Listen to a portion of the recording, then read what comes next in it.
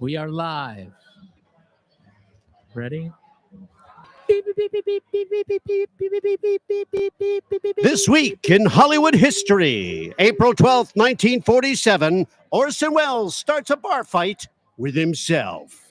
During a post-screening party for The Lady from Shanghai, Orson Welles allegedly got so drunk he started arguing with his own reflection in a mirrored wall at Musso and Frank's.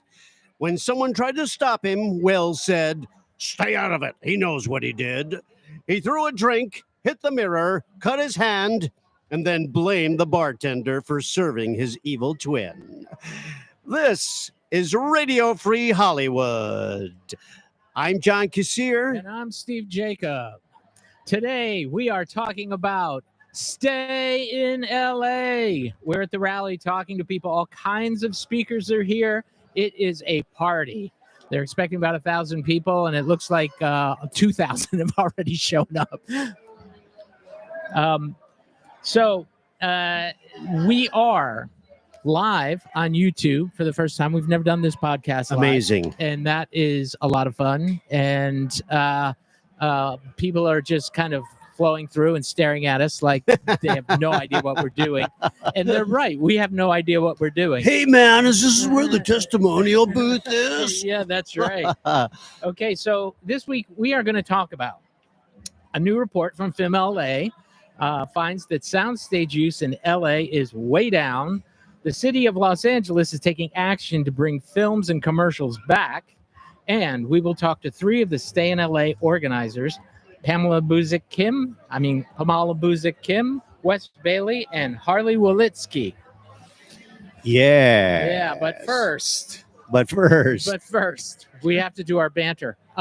First, I want to hear about the Great Llama Caper. You pulled one over. Oh, you're gonna ask me about that? Oh, well, this was April Fool's this week, April 1st.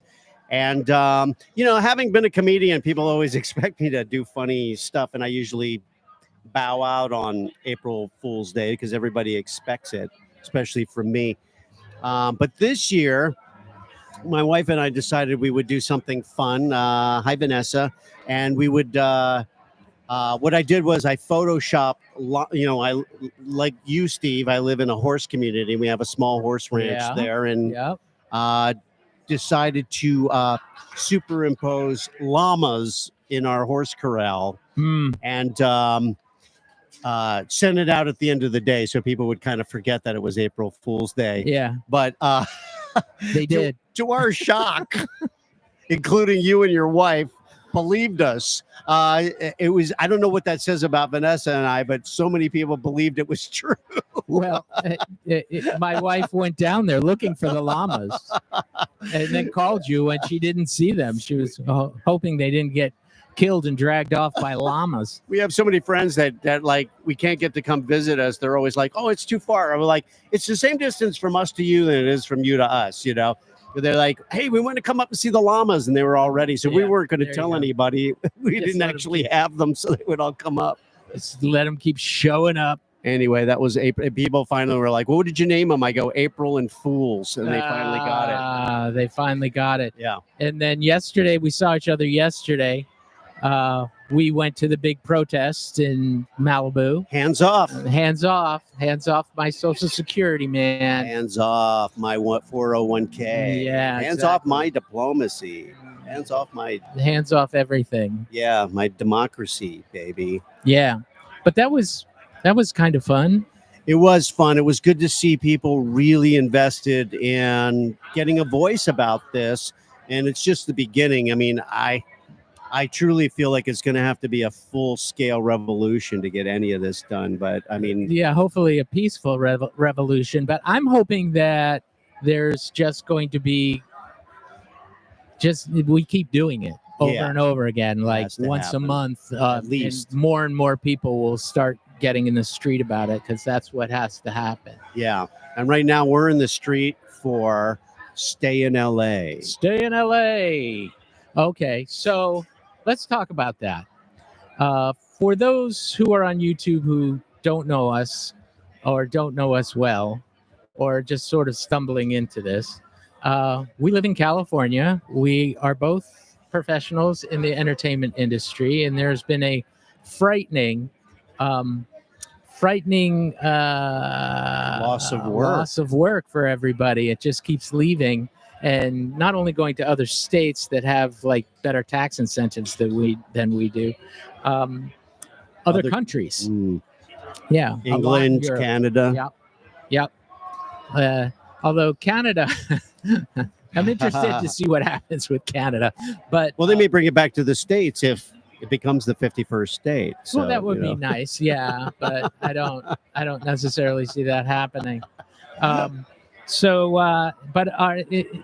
bleeds into our first news story, which is that LA soundstage occupancy declined to a new low of 63% in 2024, with no signs of improvement.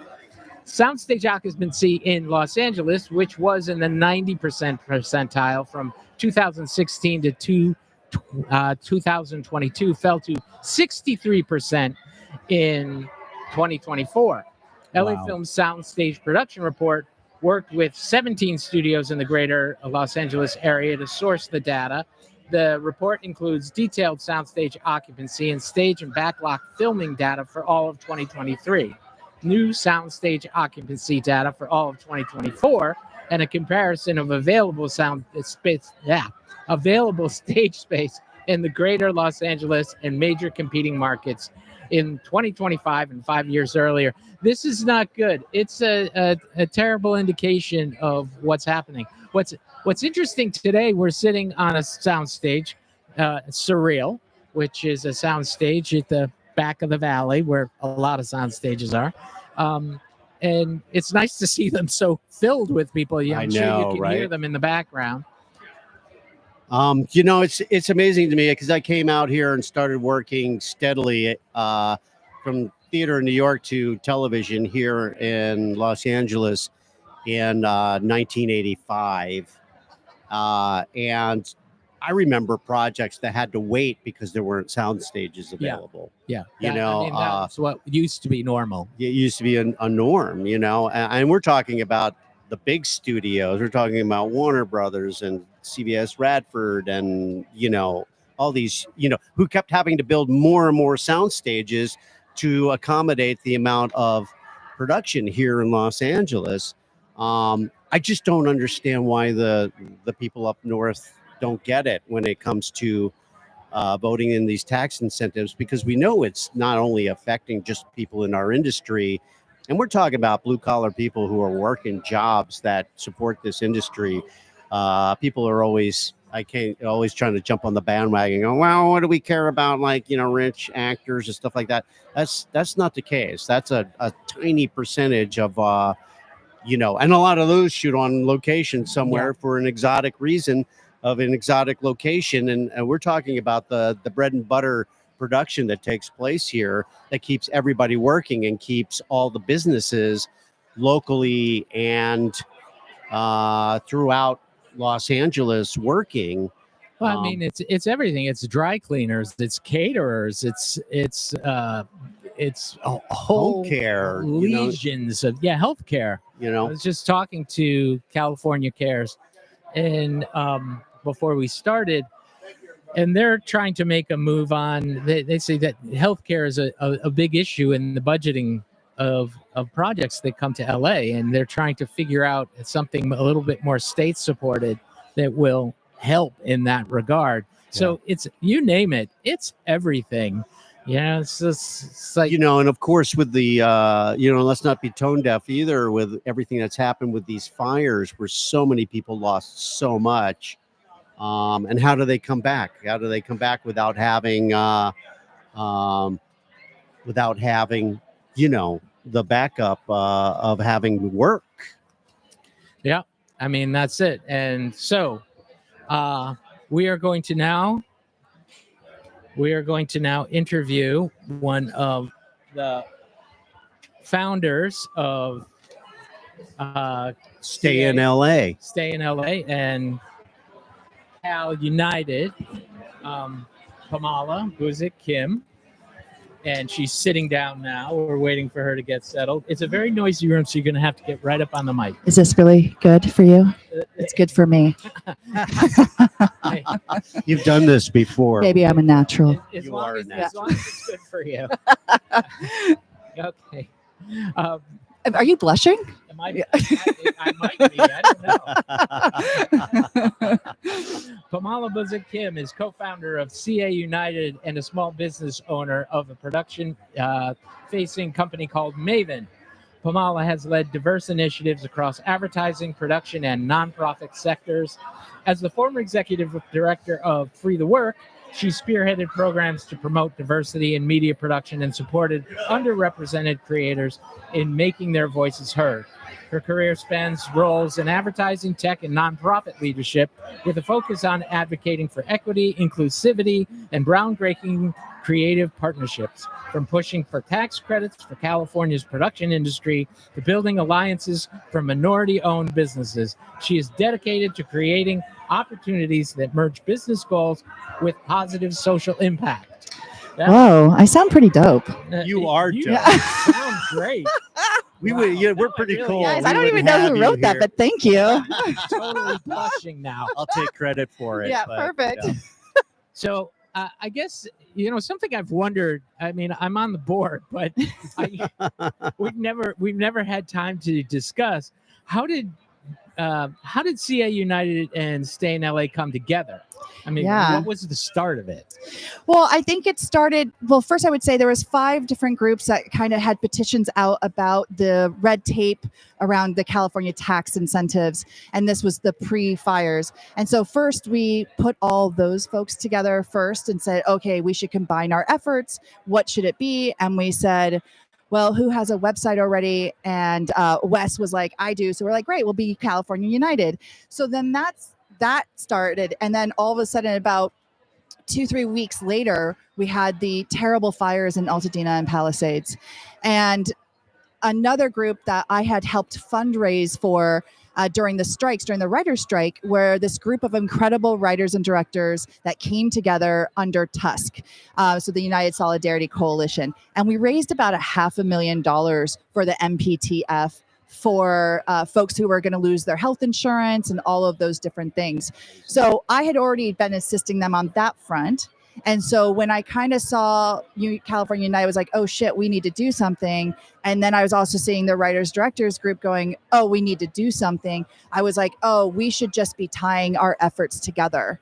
And so what worked really beautifully and magical was that the writers directors were like, we're going to do the awareness front, we're going to push that. And then the California United side is like, we're going to deal with policy, like we're going to really push the legislative front.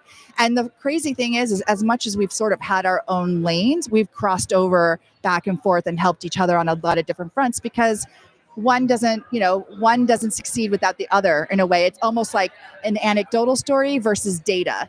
And so to make anything move in government nowadays, you need the data, but it needs to be filled with heart. And real people. And that's what we're dealing with, is the community and real people in this industry who are hurting. And, it's not one and done today, but it at least keeps us in the conversation. Yeah, it takes a lot of organization. Yeah, it's like a lot of people have stopped by just seeing us sitting over here. Yeah, it looks very cool, guys. Radio Free Hollywood. Will did that. This is all Will. Yeah, thanks, Will. We're just window dressing. Yeah. Will McKing, the tech director, is responsible for anything that goes right here, and we're responsible for everything that goes wrong. Now, I know you've done some lobbying in Sacramento. Can you tell us how that went? I mean, what was accomplished?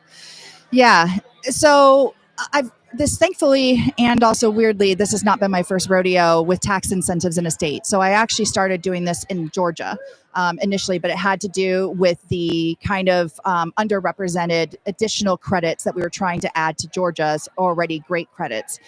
So we were trying to add another element. After that, I actually worked on the additional tax credits for underrepresented folks, in addition to the tax incentives we have in California. So I've had a lot of experience on this front, but what we needed to do was really evolve and kind of really relook and audit kind of what we had going on. And surprise, surprise, the expiration was coming up. So this was a perfect time and moment to say, hey, this is okay, but we could be doing better. And everybody else has caught up, if not excelled beyond us. So this is a great moment for us to amend that bill. And so Newsom had already come out with an extension of basically doubling the tax credit and adding a couple things here and there, making it refundable, et cetera, et cetera. But what we really needed to do was look at, okay, is this still competitive even if we just double the pot? And the answer is like, not really. No. So the fact that we were able to add suggestions of adding large competition shows, because you know that there's people being flown to like Ireland, Americans being flown to Ireland to do an American competition show. It's cheaper. So like, that's madness. So one, getting competition shows added, one, getting post stuff added.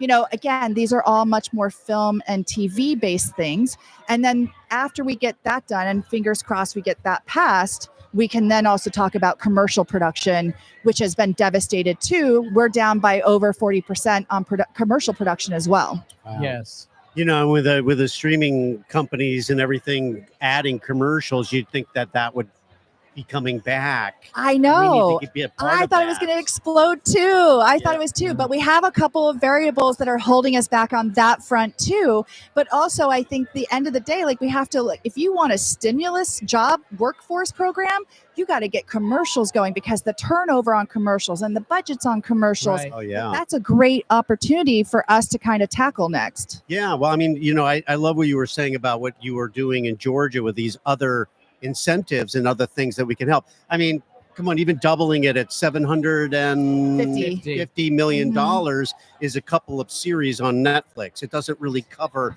much of what's being we would like to Well, we're produce cutting here. it. They need to cut up the pie a little bit differently, because we're also making sure that independent films, so they are slicing the pie a little bit differently That on was my that 750 Yeah. to essentially make sure that it doesn't just go to one or two shows, because that is a big concern. So that is happening. How much is it happening, or what is the opportunity for that to be decided? But those are some of the measures that we've been pushing and getting into the amendment bills. I mean, what are we competing with here? I mean, to give people an example of what someplace like Georgia or Toronto or is offering, it's like they have unlimited, right? Yeah, I mean, we have to be careful too, because we don't want it to be a race to the bottom. So we're course, not necessarily exactly, of course. asking to be just same as all the others, because they also do their math differently. We're also the 5th largest GDP. Like, there's a lot of other things that are available, but we have to at least be competitive enough to stay in the conversation.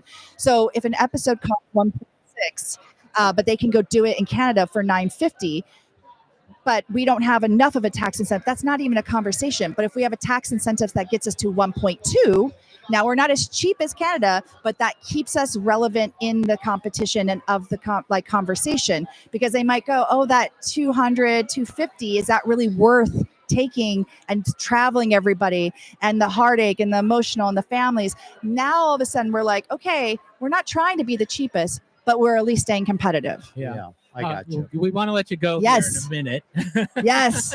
Because you have a lot to do. What's next? So what's next is local measures. So we have definitely made some clear path on local measures, having more conversations with Film LA, the other regional permitting offices, to make it easier to shoot in LA from an independent measure, from all those different things, and then tackling commercial production. Perfect. Yeah. Thank you. Thank for you. taking the So time lovely. Thank you for to- having me. Thank you so Yeah, much. I might get too used to this. Everything you're doing. Thank you. I appreciate you too. Thank you. Yeah. All right. Thanks, y'all. All right, Cheers. Thanks. Thank you.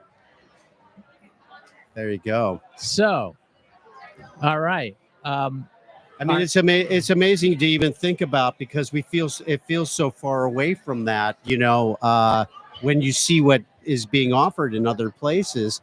And here, this is where it all started, you know, to be the place that people identify as where all this started, where all this is relevant, where all of it is important, where everybody comes to pursue those dreams of doing this, to not have the resources that other places are being given in terms Right. of that. Oh, here comes our next guest. I'm so Mr. glad Wes that- Bailey. Mr. Wes Bailey. Woo! Yeah. Man. Okay. I know. This? Yeah. Okay. Okay. You have to get up on the mic because this is a very loud room. Okay. So whatever you need to do, pull it towards you. Okay, it stretches a little bit. There we go. It does. Very good. So, Wes Bailey. Oh my God, the man, the legend.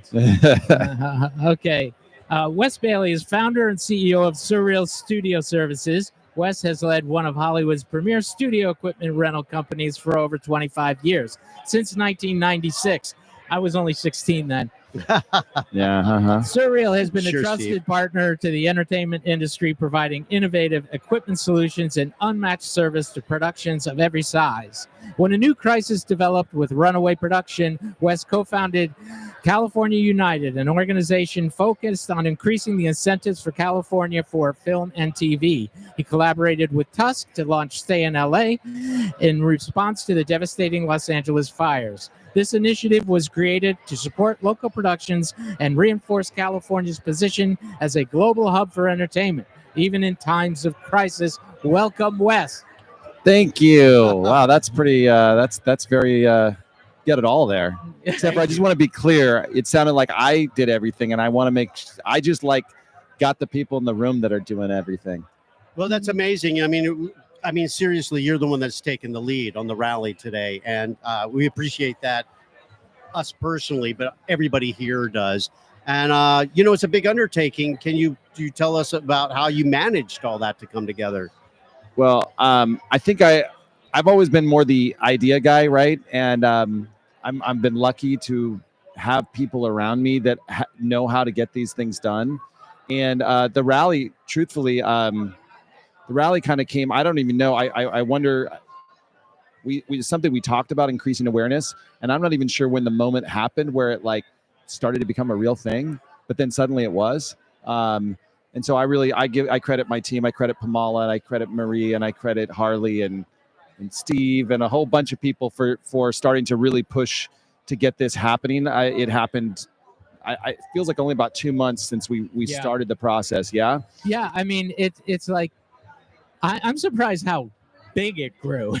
Yeah. I mean, It's packed big. here, ladies It's and gentlemen. It's packed. Yeah. I mean, I remember having those initial conversations, and we said, well, we'll probably get 400 to 500 RSVPs, and 200 to 300 people max will show up. And I actually had already started doing the thinking about how you need to make sure we pack them in a position in a way that it looks like there's more people than there are. Mhm.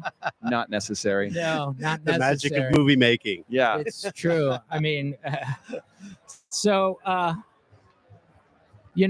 so we have the rally, and it's just like this is a kind of big event, and it almost feels like some kind of apex, but we have to move to something else. Yeah. So what does it look like?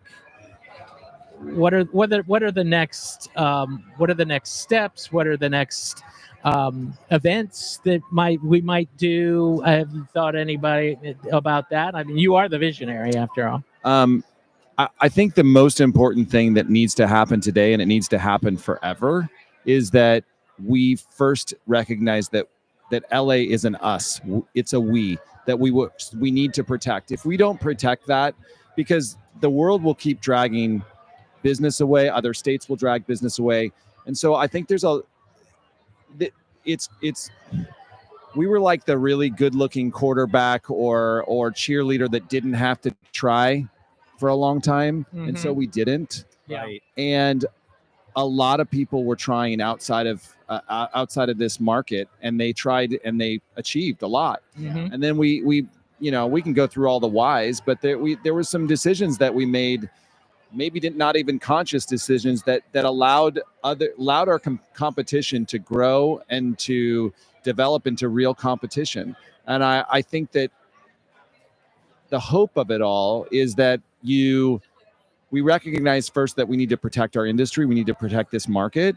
And if we recognize that that's important, and that shades all of the conversations that we have going forward, we will be able to figure out ways to get in the room. And California United will always be there as a place that the stakeholders who might have individual disagreements on contracts or how things might be, they're going to everybody's going to have their own opinions about what should be and how things should get done and how much this person or that person should get paid. I want California United to always be a place where those different stakeholders feel like it's not about their individual conversations, their individual negotiations, but it's actually a place where they can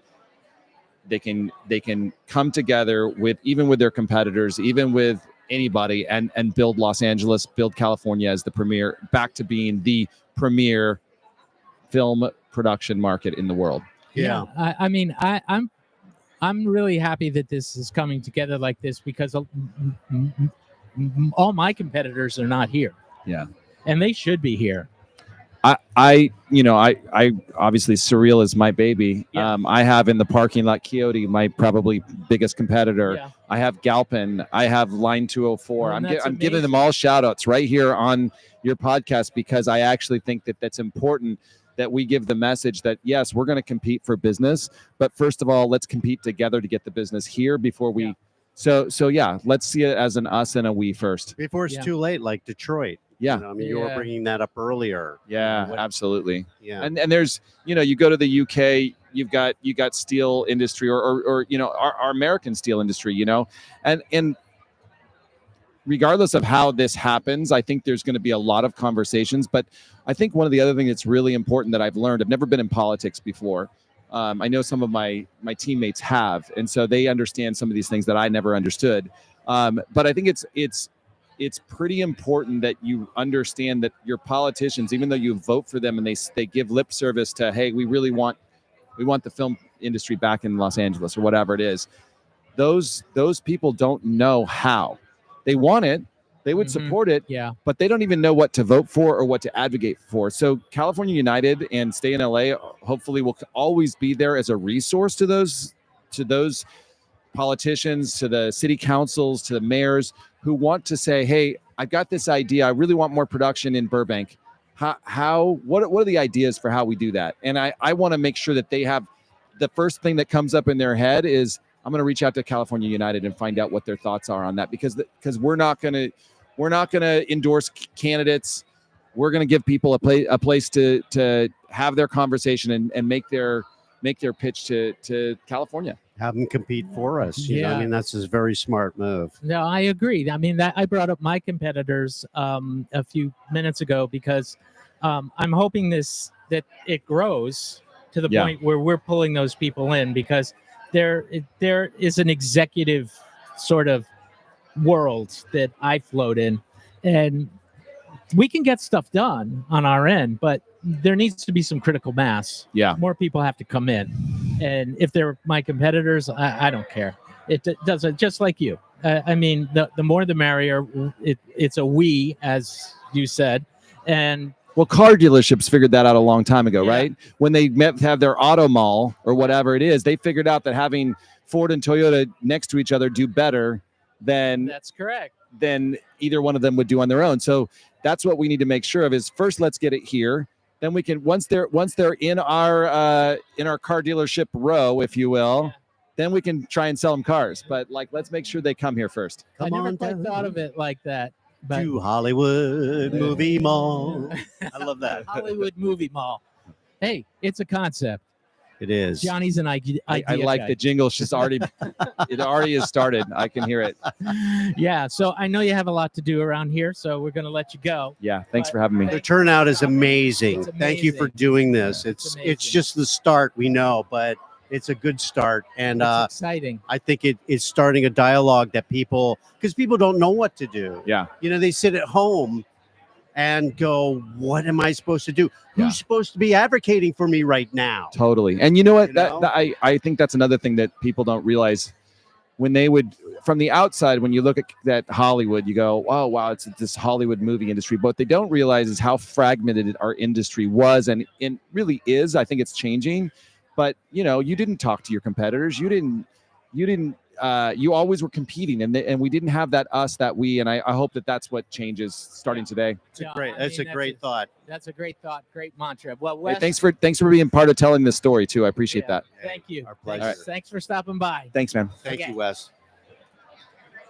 Wes Wow. Bailey, Wes everybody. Bailey, the man, The myth, the legend. the idea man. No, seriously, that's amazing. And now, ladies and gentlemen, We are going to talk to Harley Wolitsky. Yeah, hang on. We're having a little technical problem here. This is Wes's fault. He did this. no, it's because we're live. It's 'cause We're live, ladies and gentlemen, and Everything it's just hopping gets to here. Go wrong. You can't hear? Okay, first of all, you need to get right up on that. Will, Can you hear us now? can you hear us now? A little bit. A little bit more. More. Up. Testy. Tested. Okay. Can we hear you? Okay, that's better. There we go. Okay. Harley Wolitsky. Harley is a Los Angeles-based freelance production manager and production coordinator with extensive experience in commercial production. She specializes in managing and executing high-quality campaigns from concept to completion. Harley's goal is to turn creative visions into reality on time and on budget. Welcome, Harley. Thank you, guys. Thank you. You know, thank you. I mean, people keep saying it over and over to me, how, like, you're like the most valuable player in this whole event.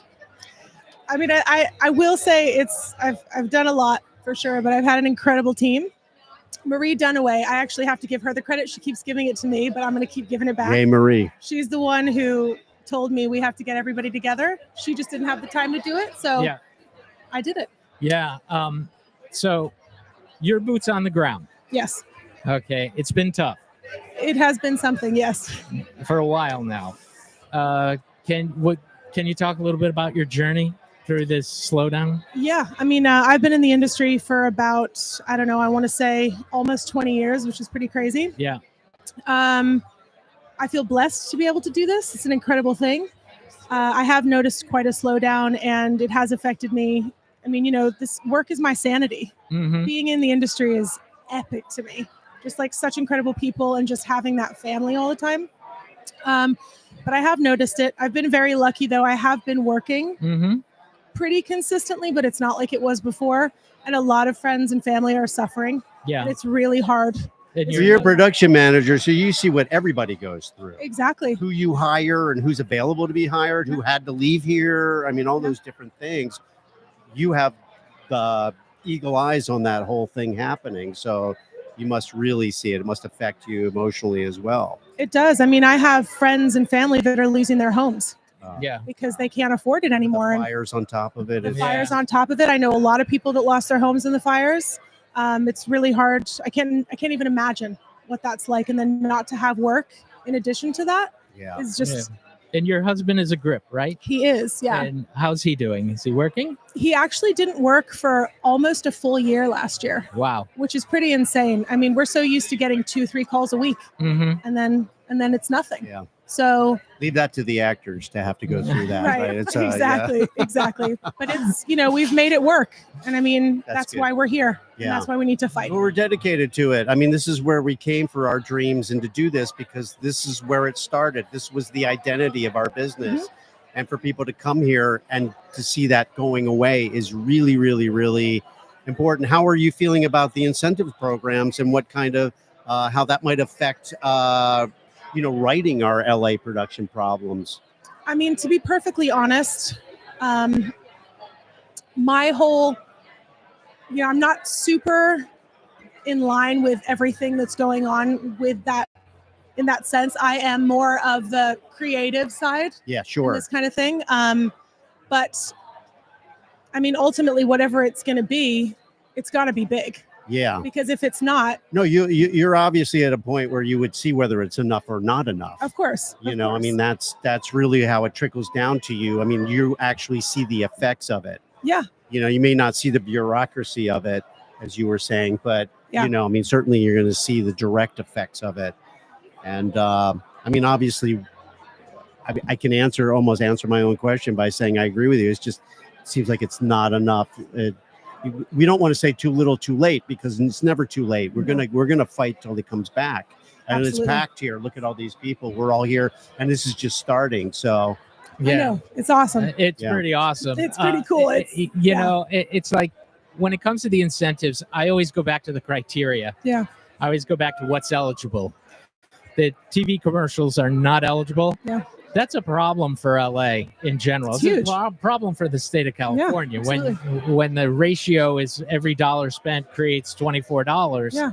Then commercials are a very big part of that. And it's mind blowing that wouldn't even be a part of it. Like, it just doesn't make any sense to me. No. It is a massive part of it. There's no rationale to any of it. No. I mean, I remember years ago when we were like, "Hey, let's put Arnold Schwarzenegger in. Maybe he can get something done. Yeah. He understands it from exactly. the inside Well, out." He tried. And he tried, he- but they were so resistant. And I never understood why. I go, Yeah. "You are losing so many tax dollars. What's wrong with you?" I just don't get it. Yeah, it's competing interests. It's a big state. There are a lot Is of that what it is? representatives, and what the reps from the Central Coast are representing farming interests. North, they're representing Silicon Valley interests, tech interests, and there's only so much money, and everyone's trying to get it. So Exactly. Yeah. it becomes this sort of like, Race to the Kate- finish line. cage match is Yeah. more Absolutely. It does. what I was thinking about. Yeah. But no, I mean that's. Hey, listen, it's not like this state didn't survive off of this for all these years. Yeah. I mean, we've proven that if we have the money and have the resources and keep the production here, it pays off to the entire state. Yeah. So, And we as a whole, we created the magic that is that's it. Hollywood. That's it. And for that to go away is an insane shame. Yeah. And I think that, we just need to do our best to bring it back, and we gotta fight for it. Yeah, that's the part of it that makes me a little crazy when you talk about, everyone from Ted Sarandos, basically LA, California made Ted Sarandos what he was. Right. And that company still gets all kinds of benefits from tax benefits from the state outside of the film Right. incentive benefits. And then Matthew McConaughey and Woody Harrelson, Doing the whole Texas thing. they did not become stars in like San Antonio. No, they did all not. right? They became stars in Hollywood. Yeah. And for them to like turn around and like then kind of And crap say It's just, all thanks, it's just bye. so Yeah. tone, it's just so Thanks for tone the deaf too with fish. everything that's going on here and Yeah. the fires and everything. The amount of people that are based here to work, that are pros at what they do, that have spent years dedicated to movie making, and then all the different support industries that are there that have nothing to do with our industry but are directly affected Absolutely. It's a trickle down effect, and it's big for everybody. by it. Yeah. It's huge. Yeah, it's huge. Well, we don't want to take too much of your time. We want to Because- thank you. Since you, you guys. are the most valuable player at this event, we got to let you get back to what you are doing to hold this all together. because I'll try. It is greatly growing out of control. So thank you, Harley. Thank you, for guys. Thanks, everything Harley. you do. And this is just amazing. And you have such a big part of it. We're very grateful. Thank you for being part of the team. Okay. Thank you, guys. Always. Thanks. Thank you. Gentlemen, we have a council member from this. This is her district. Her name is. Imelda, this is her district. She's one of the LA, Los Angeles council members. Okay. Excellent. Do we want to? So she's waiting for like one of her like sound persons, something like that, to come to get here, and it should be soon. And I was trying to set you guys up with maybe an interview with her. Can we Sure. make that? You want to make that happen? Yes. You wouldn't happen to have like a bio or a website we can go to. I'll get it for you right now. Okay. Give it to Will. Yeah, Will, you yeah, give it to me. Yeah. Yes. So we're still live. Ladies and gentlemen, we're still live. And now we're getting requests. If they only had any idea what Let's, Who we let's- were. what we're here. Let's talk about, how, the solutions that they're trying to make, and get people to encourage people to do that. Obviously, we just spoke to some of the people who are directly stepping in and trying to make those things happen, but there's some other things that having to do with onerous regulations and permitting required by the city that are significant obstacles to production companies. Yeah, I mean that's an ongoing thing. When you have, I don't know, they privatized it. It's supposed to be nonprofit. I know Film LA works very, very hard at trying to get it right, but when you have such a mature industry and you've been permitting things for 70 years or so, little things keep coming in, little rules, little this, little that. Yeah. And it kind of, we're a critical mass now where to get a permit becomes this process that takes a week and a half, where especially television commercials, they don't have that kind of time. No. They just don't. Especially in a place that should be completely production friendly, because this is what we're trying to define here. Yeah. And always have. Always have. Right. And then it's the additional fees on top of what you're getting a permit for. So it becomes a little bit. Yeah, a lot of people don't even realize that. No. I mean, all the time I get, approached by people who have a small budget. They're trying to do some small budget movie and they want to have somebody that they admire in their movie or that kind of thing. And I like to give back. I've been very fortunate. I've worked hard for it, obviously, but I've also been very fortunate to have opportunities, and I want to help other young talent, develop themselves along. People did that for me when I was younger, and for them to run into these kind of situations too. I mean, you're also stepping on the future production of what's going to be happening here. Yeah. Oh, very much so. I mean, they have to get it in line. I know they're trying, but it's like a knot. They're trying to undo this knot of regulation. Yeah. And that is not always easy. No, it's happening with all these people trying to get to the next step that had their homes burned to the ground. Yeah, I know. It recently, because of and there's always been a reason why it's been a hard industry in the building industry here in Los Angeles because of not only environmental being close to the ocean and but also earthquake and fire and all these different codes. Obviously, they already know what you need to do, but to go through the bureaucracy of it on top of it is insult to injury and just costs money that people don't have and takes time that people don't have in order to get things done. And it takes years to do something like build a home. That shouldn't happen. Yeah. It shouldn't. Yeah. And to have that happen in our main industry here in Los Angeles is my opinion, and always has been for all the years I've been in the business, to see it happen, just detrimental to people wanting to do production here. Yeah, I agree. So we are. Will says we should take a break now.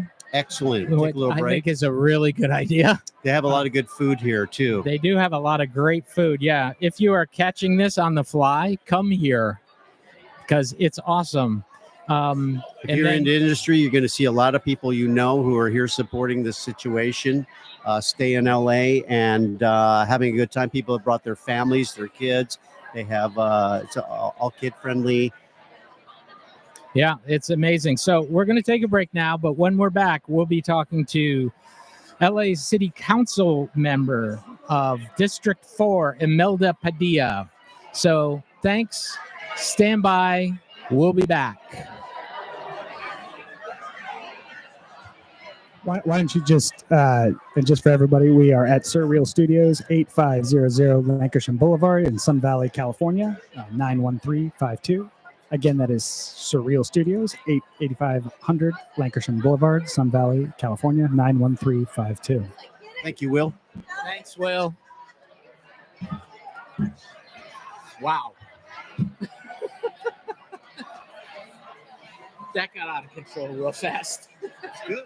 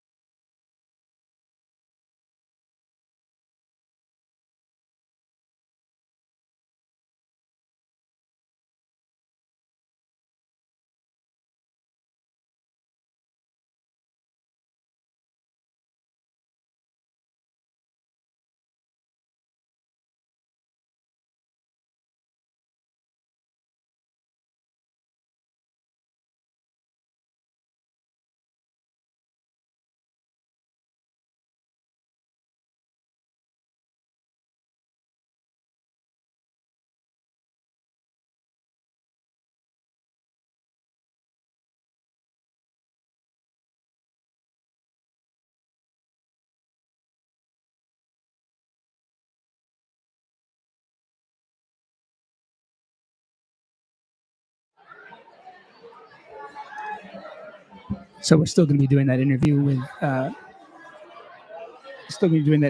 Imelda shortly. But she is still on her way here, so we're going to close the stream down for now, and we'll bring the stream back up once Imelda lands. Thank you guys for watching.